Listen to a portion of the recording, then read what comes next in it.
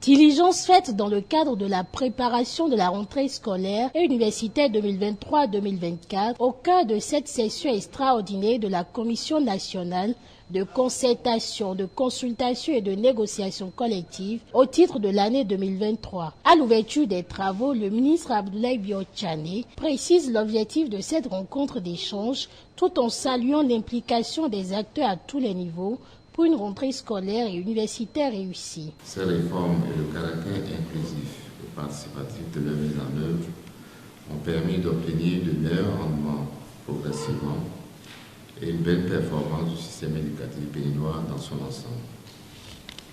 Les forts taux de réussite des candidats aux divers examens de fin d'année 2022-2023 en sont une parfaite illustration.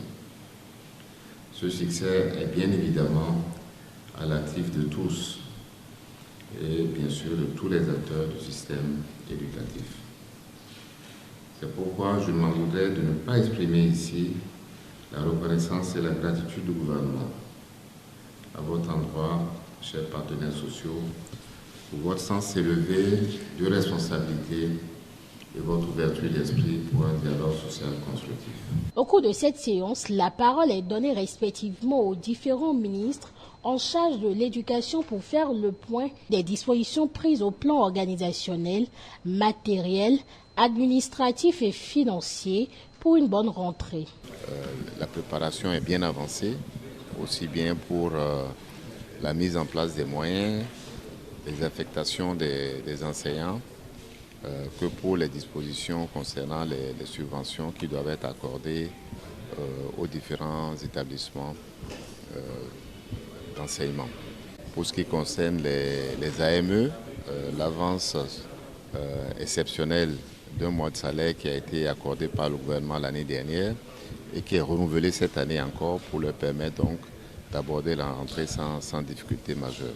Après des échanges faits de commentaires, d'observations et de questions, plusieurs constats sont effectués. La rentrée, le premier constat qu'on doit faire, c'est que le gouvernement n'a pas tenu sa promesse par rapport au reversement, au recrutement des enseignants, surtout au reversement des aspirants au métier d'enseignant. Les AME devaient être reversés pendant ces vacances et ils reviendraient pour la plupart comme contractuels. C'est maintenant qu'on nous dit que les dispositions sont toujours en train d'être prises et qu'on doit amener les trucs en conseil des ministres. On ne sait pas qu'est-ce qui va être fait. Or, les AME constituent aujourd'hui l'essentiel du système éducatif au niveau du primaire et du secondaire. La grosse revendication, c'est d'abord le reversement des AME. C'est eux aujourd'hui qui constituent la jeunesse, c'est la jeunesse. Et c'est eux qui s'occupent des enfants du pays. Les enseignants qu'on a mis en formation et qu'on n'entretient pas, les enseignants du secondaire, nous avons demandé que la question soit revue.